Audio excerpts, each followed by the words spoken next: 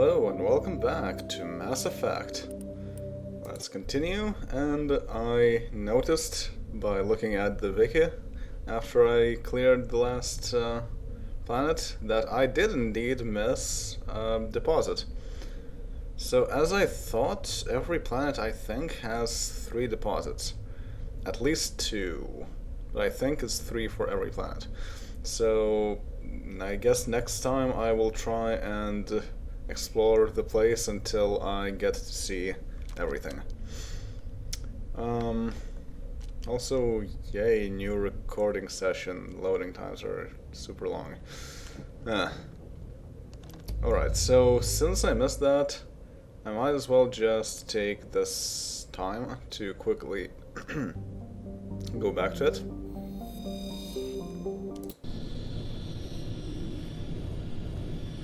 It's not going to be very spectacular because it's just 1 deposit, but hey. So, yes.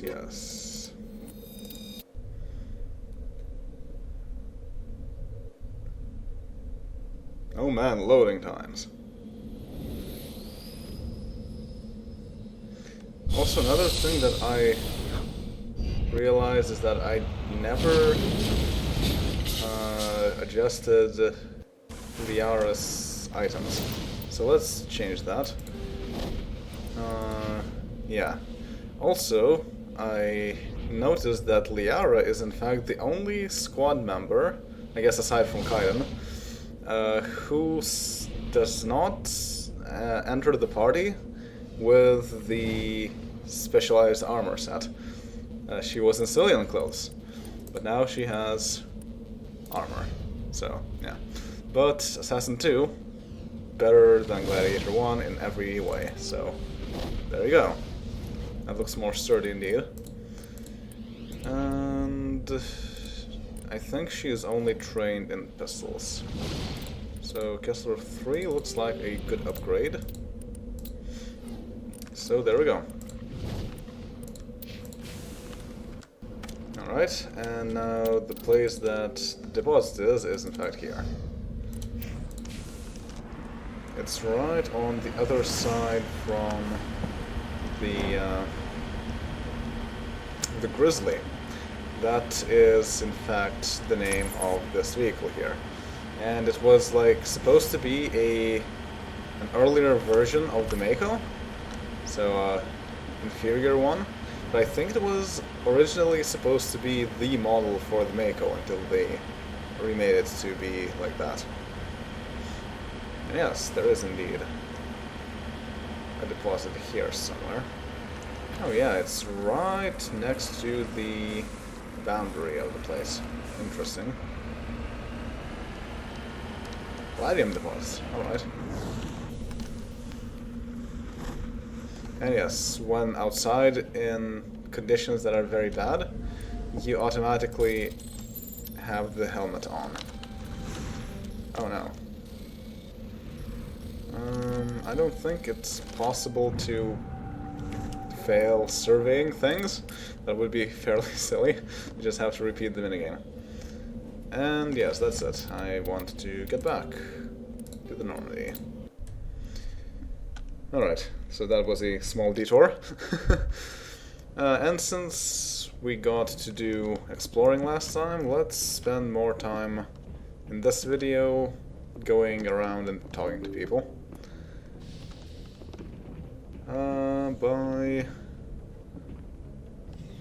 Well, for one, let's finish talking to Liara.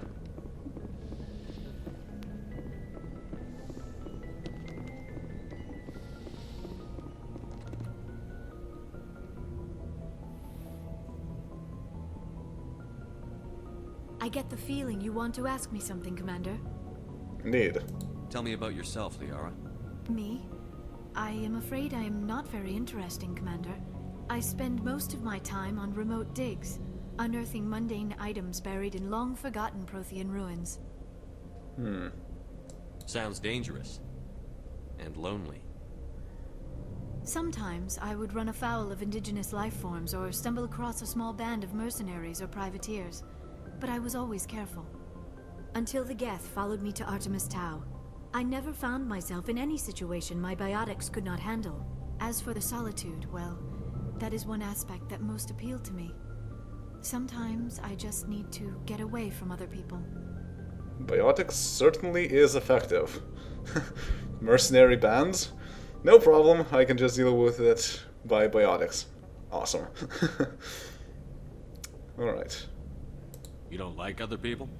I suppose it comes from being a matriarch's daughter. People expected me to follow in Benezia's footsteps. They wanted me to become a leader of our people. Matriarchs guide their followers into the future. They seek the truth of what is yet to come. Maybe that's why I became so interested in the secrets of the past. It sounds so foolish when I say it out loud. It sounds like I became an archaeologist simply to spite Benezia. Oh, history is nice, always. All children rebel against their parents. It's a natural part of growing up. You share the wisdom of the matriarch, Shepard. That is exactly what Benezia said when I told her of my decision. But there was more to it than that. I felt drawn to the past. The Protheans were these wondrous, mysterious figures. I wanted to know everything about them. That is why I find you so fascinating. You were marked by the beacon on Eden Prime. You were touched by working Prothean technology. Yep, I do agree with Liara about the history. But knowing that pretty much Dalton is the exact opposite of what I think, I guess he would not find it interesting. Sounds like you want to dissect me in a lab somewhere. What? No, I did not mean to insinuate. I never meant to offend you, Shepard. I only meant that you would be an interesting specimen for an in-depth study. No, that's even worse. Calm down, Liara. I was only joking. Joking? Oh, by the goddess, how could I be so dense? You must think I am a complete and utter fool. Now you know why I prefer to spend my time in the field with data disks and computers. I always seem to say something embarrassing around other people. Please, just pretend this conversation never happened. Oh, that's adorable. I should go. Goodbye, Shepard. Also, I should go. Alright, also, there were some questions about what Kaiden was talking about last time. Basically, that's relating to the history of the biotics. Commander? Also tactical appraisal, I didn't ask him about that. It relates to the history of the biotics in the universe, specifically humans. They only discovered biotics, since biotics only appears in humans when they are exposed to Element Zero. During Element Zero spill in Singapore, and a lot of people died there because they got infected, well, kind of poisoned, I suppose, by Element Zero. But some companies noticed that some had gained biotic powers. And of course, training biotics is a very important part of like this modern world. So they would get a lot of money to get more biotics available to the military or whatnot. And so some companies would go as far as to expose people to Element Zero simply on purpose and not by accident. But it was difficult to track back then because there were a lot of people exposed to Element Zero due to the spill. So that's the gist of it, what Kaiden was talking here. So, tactical appraisal. What's your opinion on the last mission? Dr. Tassoni. Seems like a sweet girl. Easy on the eyes. I mean, if you like the bookish sort. Just remember, Lieutenant, I saw her first. Only by a few seconds, sir. Alright. We'll talk another time, Lieutenant. Commander? Yes. I have planned the romance options. there are some things that I want to test out, and that's what I'll be doing.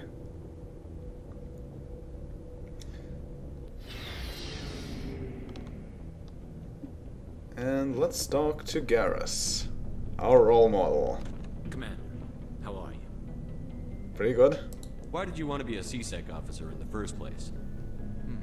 That's a good question. There were several reasons, I guess. Like what? Probably the same as most officers.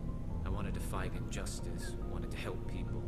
I guess my father had something to do with it too. He was CSEC, one of the best. I grew up hearing about his accomplishments or seeing his picture on the vids after a big arrest. He's taking my resignation pretty hard. He's not impressed that you're going after Saren? My father's a CSEC man to the bone. Do things right or don't do them at all, he says. He thinks I'm being too rash, too impatient. He's worried I'll become just like Saren. He actually talked me out of becoming a Spectre when I was younger, for the same reasons. Whoa. You were asked to be a Spectre? Well, I was targeted as a possible Spectre candidate. Me and about 1,000 other Turian military recruits. I could have received special training, but my father didn't like it. He despises the Spectres. He hates the idea of someone having unlimited power with no accountability. He wouldn't like you, Commander. No offense. Spoken like a true CSEC officer. Yeah, it's a speech I've heard one too many times.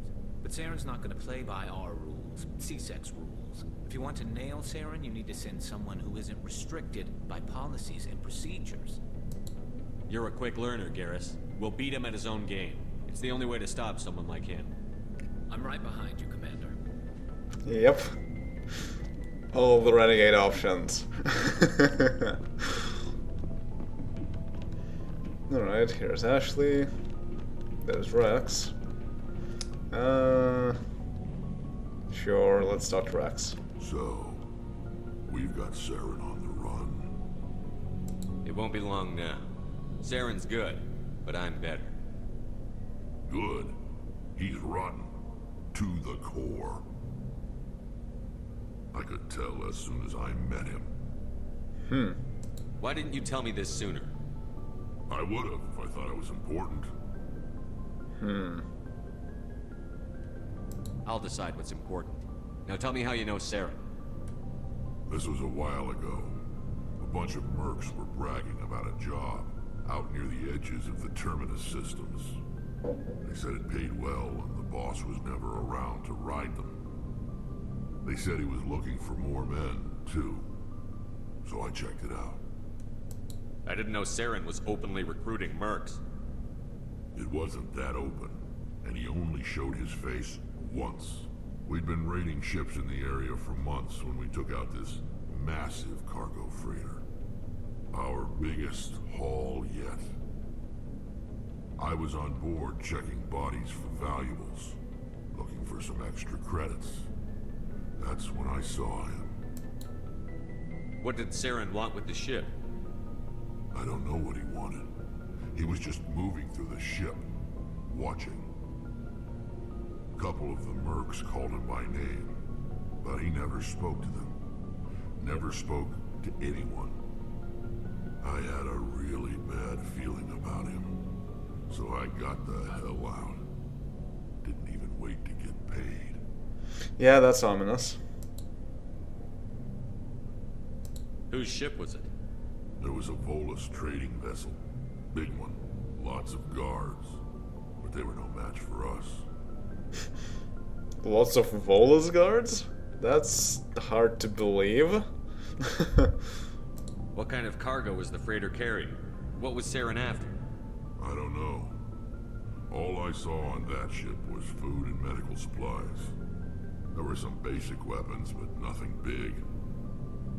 If there was anything of value on that ship, I didn't see it. That's why I didn't mention it sooner. That's weird, but okay. Maybe we can find out at some point. That's the only time you saw him? Yeah. Didn't even know who he was.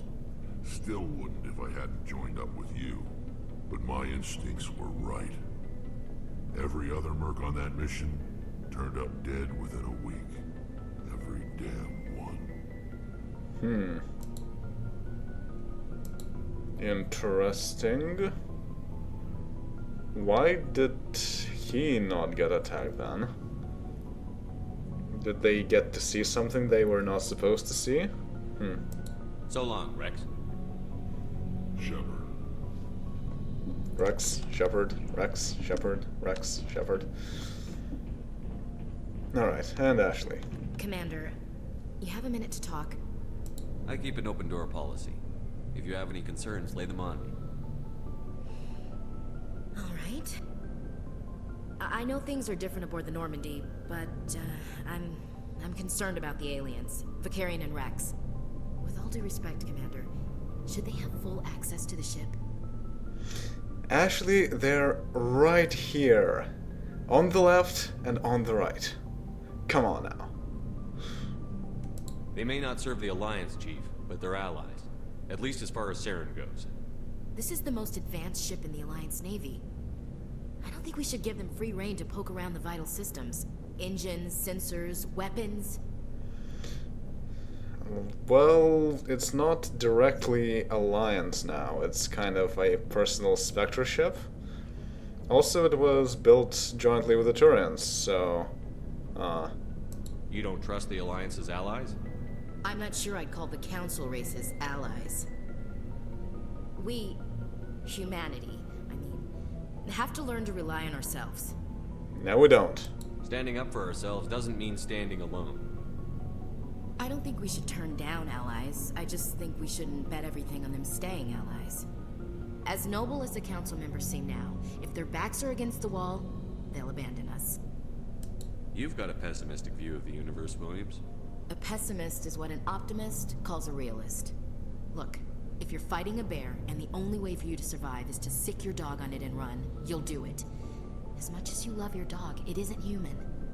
It's not racism, not really. Members of their species will always be more important to them than humans are. Yes, but we're not only doing things that humans care about, we're doing things that the Council cares about. So... These seem like deeply held beliefs, Williams. What made you think this way? My family's defended the Alliance since it was founded. My father, grandfather, great-grandmother, they all picked up a rifle and swore the oath of service. I guess we just tend to think of Earth's interests as our own. I come from a military family too. My parents were both Navy. Anybody in your family we might know? Couldn't say, Commander. We probably have a lot in common. You join up to carry on the tradition? Why are we here? To see space?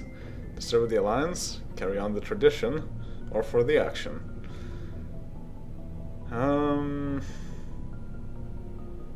Not the Alliance itself. Not tradition.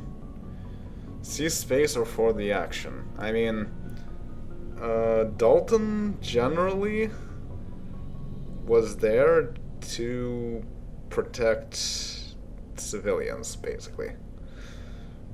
And for the action, I suppose. So for the action is the most accurate answer. I'm here to put hypervelocity rounds through the heads of bad guys. Most satisfying part of the job, Commander. Indeed. It doesn't sound like you've worked with aliens before. No, sir. Mainly I've been groundside, part of the surface garrison forces. I did get a rotation on a space station for training.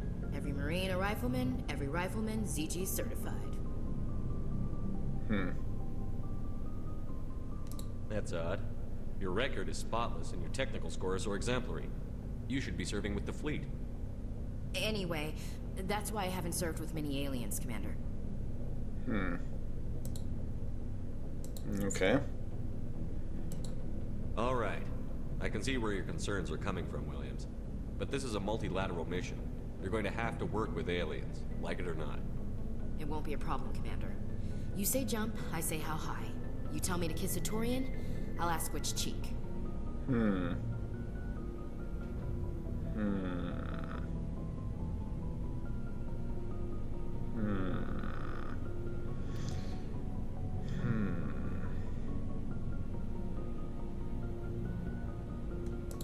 I don't think kissing Turians will be necessary. You never know, Commander. What's your opinion on the last mission? Not sure I buy Dr. Tassoni's story about her and her mom not talking. They're family, right? But why not? Families are different. I think she's being straight with us. Or at least, I don't think she lies very often. Yeah, she's probably really bad at it. Hey, want me to ask her about her sex life? Might be illuminating. I don't think she's used to teasing. Good-natured or otherwise. No fun, Commander. Too bad those ruins got destroyed. I mean, they lasted thousands of years. That's impressive. Yeah. Then again, there are more ruins. We'll talk later, Williams. Looking forward to it, sir.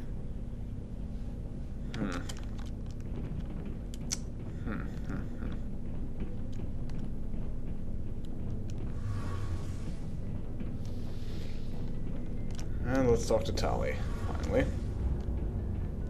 Oh, hello, Shepard. Are you okay?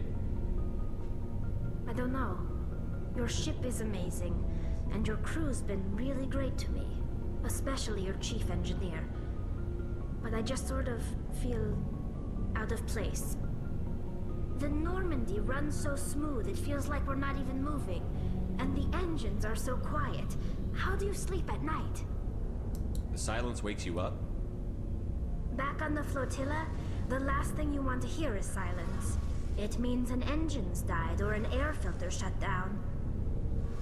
I guess you don't have to worry about that here. But old habits die hard. But it's more than just the silence. This ship feels so empty. It's like half the crew is missing. Back home, I couldn't wait to go on my pilgrimage. I couldn't wait to get away from the crowds. Now that I'm out here, I kind of miss them. The ship is empty? Come on. Dalton had a ship that was manned by 4 people. Sometimes we don't appreciate what we have until it's gone. That's true. I'm starting to wonder if that's what the pilgrimage is really about. It's given me a whole new perspective on my people and our culture. You know, there's always a few who go on their pilgrimages and never return. I always assumed something bad happened to them. But maybe they just wanted a different life. I guess that is what the pilgrimage is all about. You do plan to return to the migrant fleet, right? I could never abandon my people, Shepard. I will go back eventually. But we have to stop Saren first. Otherwise, I might not have a home to go back to. Alright. I should go. See you later. I should go.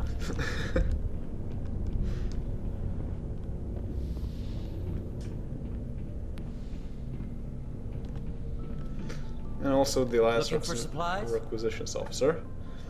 Let's see what you've got. You bet, Commander. Now I have more money, but I need the best shotgun, which is 266,000. I have 21,000. It's a start, but it's not nearly enough. And the most expensive thing that I can sell sells for 1,500. Yeah, no. So I'm good with what I have right now. Alright, well. Meanwhile, let's go and explore some more star systems. Well, the last one that we haven't explored in this loading.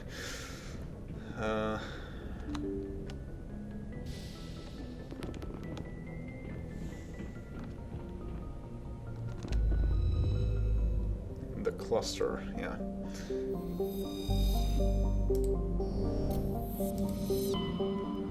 That would be Macedon.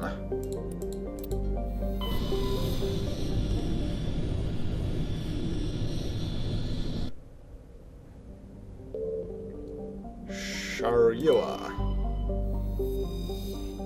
Warning, level 1 pressure hazard. Sharyula has a very dense atmosphere of ammonia and oxygen. Its temperate surface is mainly composed of alumina with deposits of sulfur. Convoys in the system have recently logged a number of unregistered vessels operating nearby.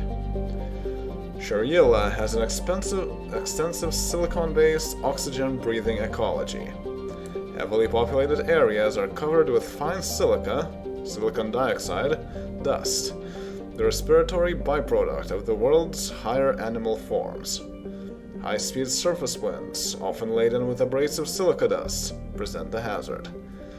In areas where the wind deposits a great deal of silica, footing can be treacherous. EVAs are discouraged. Normal orbital period. Radius, 40 hours of day length. Yeah, that is a lot of pressure. Okay temperature, okay gravity. So, level 1 pressure hazard. I think that means that you cannot stay outside of the vehicle for too long or you start taking damage or something? I don't recall exactly. But anyway, we're not going there just yet. Let's explore the other planets first. Porolan is an enormous terrestrial planet, half again the size of Earth.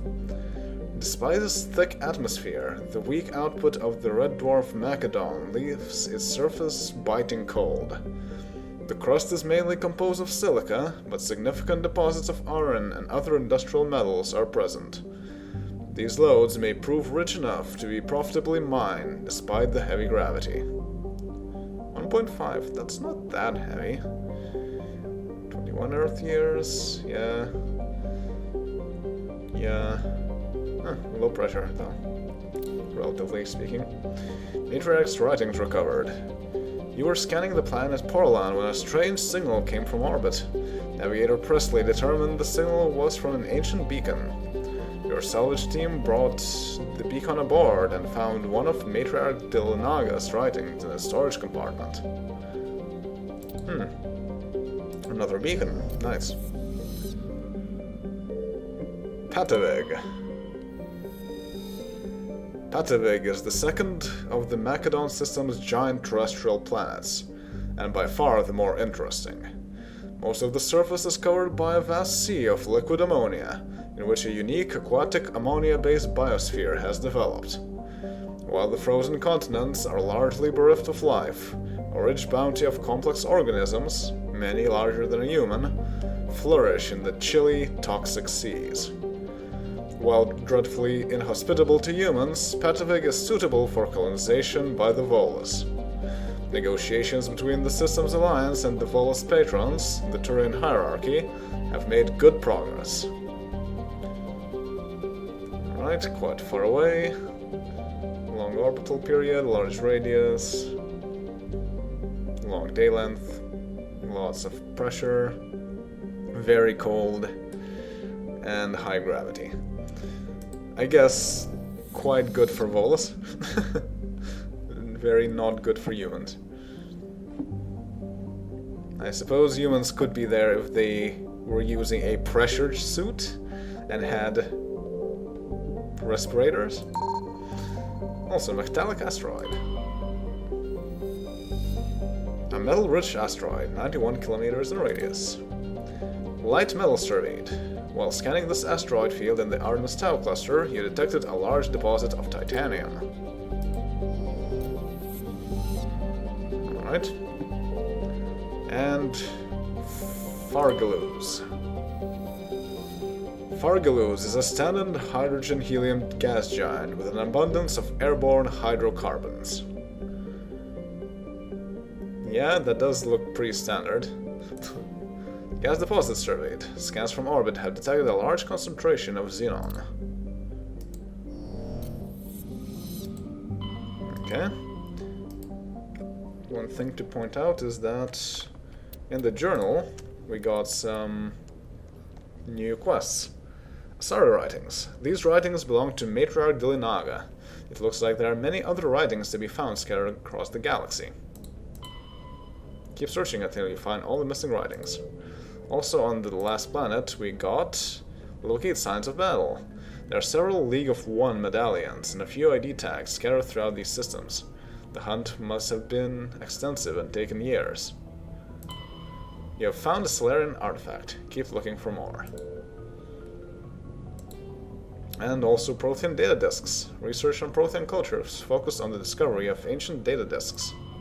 Discovered one of the sought-after data disks. Keep searching until you've collected them all.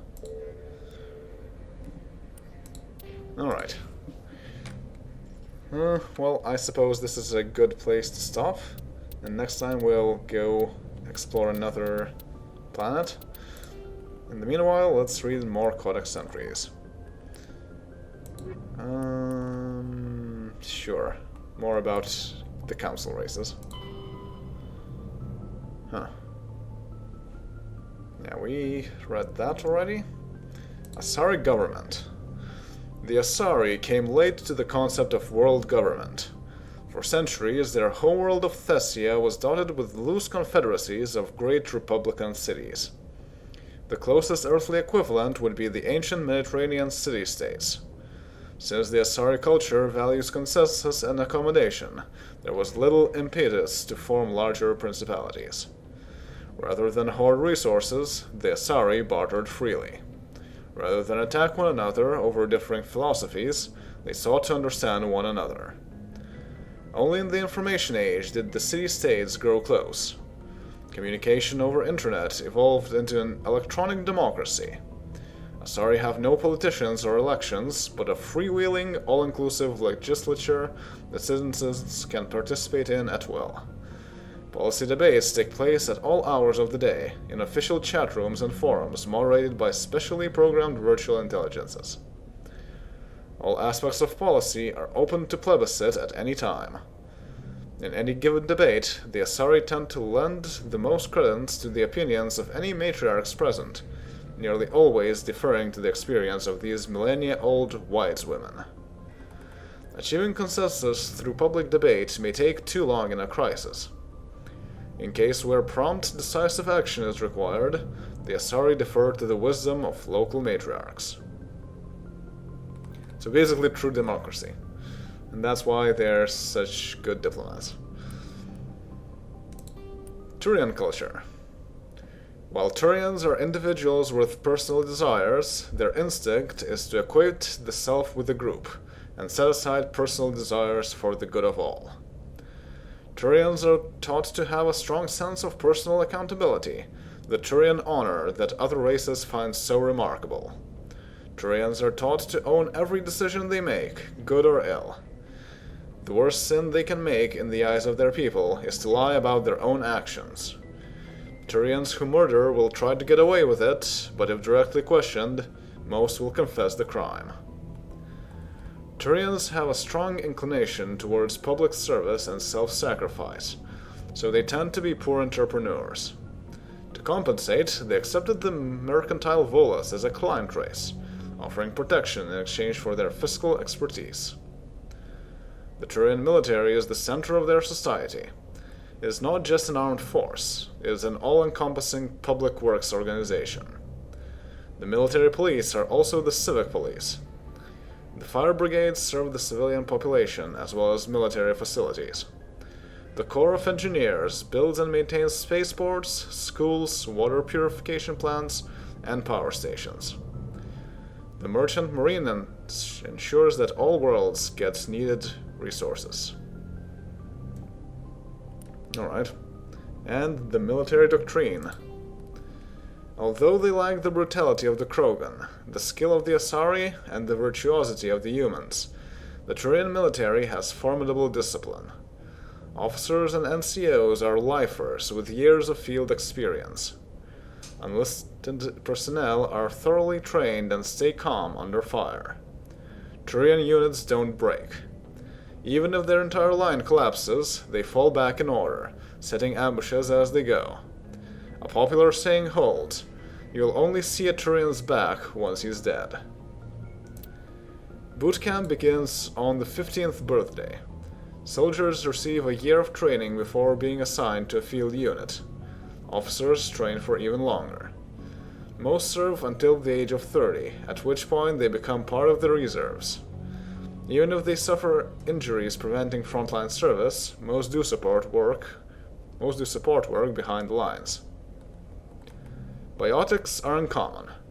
While admired for their exacting skills, Biotics' motives are not always fully trusted by the common soldier.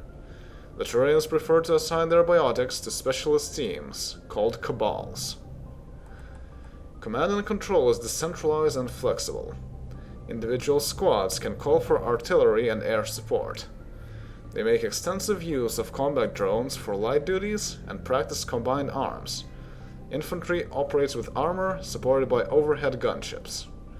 Strategically, they are methodical and patient, and dislike risky operations. Tradition is important. Each legion has a full-time staff of historians who chronicle its battle honors in detail. The oldest have records dating back to the Turian Iron Age. If a legion is destroyed in battle, it is reconstituted rather than replaced. The Turians recruit auxiliary units from conquered or absorbed minor racers. Auxiliaries are generally light infantry or armored cavalry units that screen and support the main Turian formations. At the conclusion of their service in the auxiliaries, recruits are granted Turian citizenship. Alright. Well, that was a lot of new information that we got.